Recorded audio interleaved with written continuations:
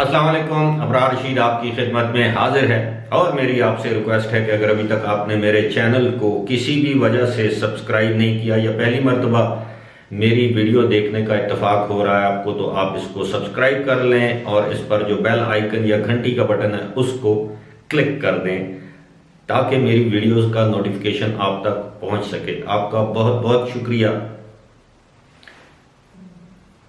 जो खबर मैं आपके साथ शेयर करने जा रहा हूं वो खबर तो बज़ाहिर एक आम सी खबर है, लेकिन इस खबर के पीछे जो फलसफा है आपको उसकी समझने की ज़रूरत है। फलसफा तो मैंने वैसे कह दिया, लेकिन इसका जो बैकग्राउंड है वो मैं आपको समझाने की कोशिश करूंगा। ये इंतहाई अहम बात है जो मैं आपसे करने जा रहा हूं। उम्मीद है आप इस वीडियो को आखिर तक देखेंगे ताकि आपको समझ आ सके कि इस खबर के पीछे क्या अवामिल कार फरमा हैं। मेरी कोशिश होती है मैं ज़्यादा स्कील लफ्ज़ ना बोलूँ, आसान सादा सी उर्दू में आपके साथ बात करूं। जहां बहुत ज़रूरी होता है फिर मुझे अंग्रेज़ी का सहारा लेना पड़ता है या अंग्रेज़ी में बात करनी पड़ती है या अंग्रेज़ी के अल्फाज इस्तेमाल करने पड़ते हैं। लेकिन मेरी हद्दुल वसा ये कोशिश होती है कि मैं आपसे जब मुखातिब हूँ तो मैं उस ज़बान में मुखातिब हूँ जो आप और मैं अच्छी तरह समझ सकते हैं, अच्छी तरह बोल सकते हैं। तो खबर यह है कि दुबई के हुक्मरान शेख मोहम्मद बिन राशिद, जो अक्सर खबरों में रहते हैं किसी न किसी वजह से और अच्छी वजह से खबरों में रहते हैं, किसी बुरी वजह से खबरों में नहीं रहते। मैंने इससे पहले भी एक वीडियो की थी कि शेख मोहम्मद बिन राशिद अब टिकटॉक स्टार बनने जा रहे हैं, बल्कि बन चुके हैं। और दूसरी खबर यह है कि जो अहम खबर है वो ये है कि आज शेख मोहम्मद बिन राशिद ने दुबई का एक इलाका है हत्ता, आप सब लोग वाकिफ होंगे जो लोग दुबई शारजा वगैरह में रहते हैं। हत्ता एक ऐसा इलाका है जो कि ओमान के साथ बॉर्डर यानी ओमान के साथ जो उनकी सरहदें मिलती हैं उसके साथ ये वाक़ है। और हत्ता का आज उन्होंने दौरा किया, वहाँ पर उन्होंने चहलकदमी की यानी वॉक किया, उसके बाद उन्होंने साइकिलिंग की यानी बाइसाइकिल पर उन्होंने जो है वो इस इलाके का चक्कर लगाया। और इसके अलावा उन्होंने वहाँ पर एक झील है, एक लेक है जो कि डैम है, हत्ता डैम जिसको कहते हैं, उसके मनाजर देखे। और तस्वीरों में शायद आपको ये सारी चीज़ें नज़र भी आ रही होंगी। अब ये उनका ये जो दौरा है, आज उन्होंने ये दौरा किया, ये निजी नौइयत का था। उन्होंने लोगों को ये बताने की कोशिश की है कि अब यूएई में ऐसे मकामात हैं जहाँ पर मुकामी लोग भी आ सकते हैं। अब मैं आता हूँ कि इस पूरी खबर को, इसकी तशहीर या इसको जो प्रमोट करने का मकसद क्या है।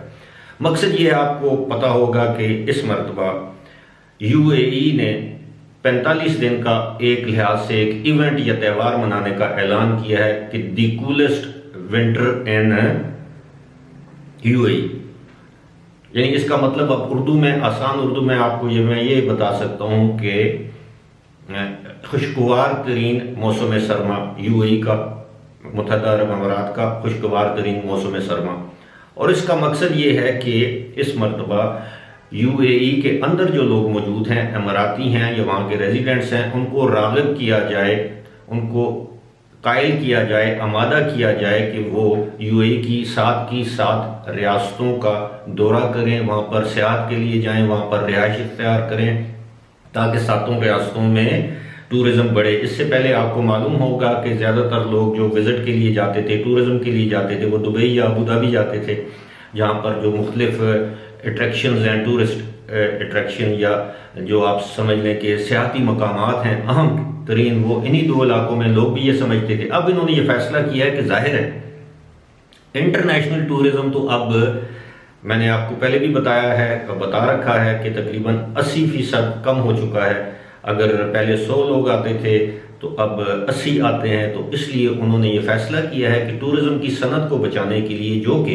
यूएई की और ख़ास तौर पर दुबई की मईशत में रीढ़ की हड्डी की हैसियत रखती है, इस सनत को बचाने के लिए मुकामी टूरिज़्म यानी डोमेस्टिक टूरिज़्म जिसे कहते हैं, मुकामी सियाहत को फ़रोग़ दिया जाए। और इस सिलसिले में तमाम रियासतों की जितने भी सियाहती मकामात हैं उनको डेवलप किया गया है। वहाँ पर सियाहों को आने की दावत दी जा रही है। वहाँ के होटल आपको बहुत ज़्यादा डिस्काउंट ऑफर कर रहे हैं ताकि ये जो टूरिज़्म की, जो सियाहत की जो सनत है, इसका पहिया चल सके। इस वक्त वो पहिया जैम है, मुंजमद है।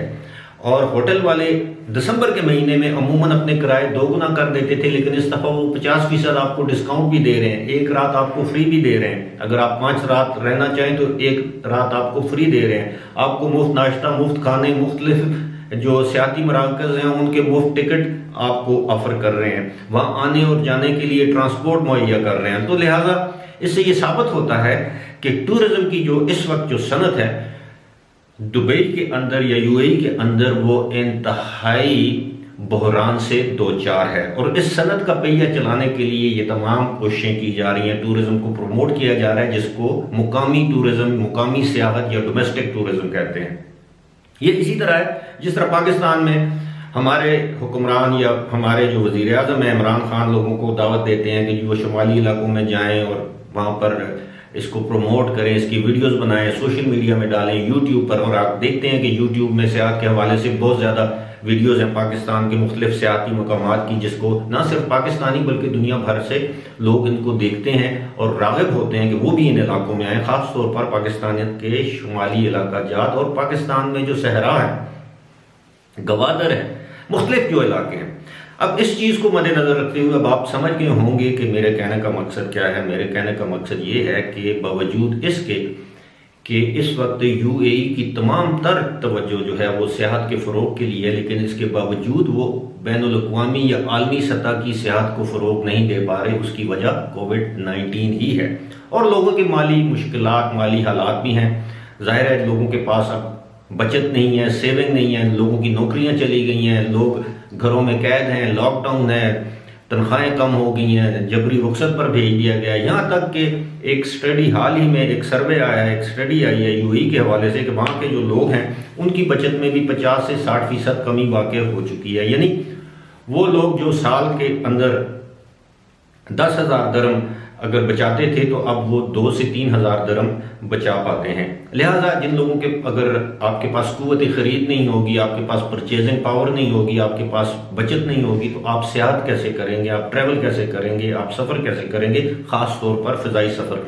यही एक वजह है कि हता के मुकाम पर शेख मोहम्मद खुद गए, उन्होंने अपनी तस्वीर बनवाई और इनको सोशल मीडिया पर डाला, ट्विटर पर डाला, और अब तो जाहिर है वो टिकटॉक पर भी आएंगे अपनी इन वीडियोस के साथ और लोगों को राग़िब करने की कोशिश करेंगे, उन लोगों को राग़िब करने की कोशिश करेंगे यूएई में सियाहत के लिए जो यूएई के अंदर रहते हैं, चाहे वो इमाराती हों, चाहे वो गैर मुल्की हों, जिन्होंने दूसरी रियासत के सियाहती मकामात अभी तक नहीं देखे।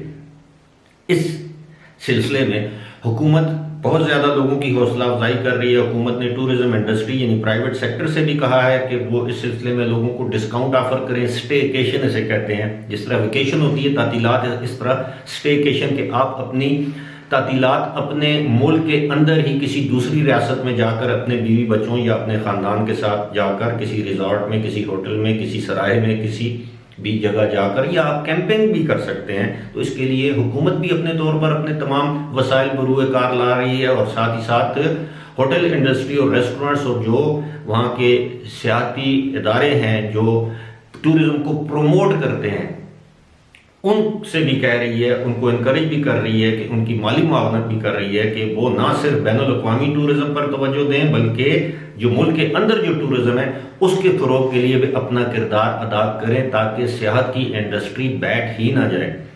क्योंकि आपको मालूम है, जिस तरह मैंने पहले भी कहा है, कि तेल के बाद सबसे ज़्यादा जो इन्हिसार है यूएई का, ख़ास तौर पर दुबई का, वो है टूरिज्म की इंडस्ट्री पर।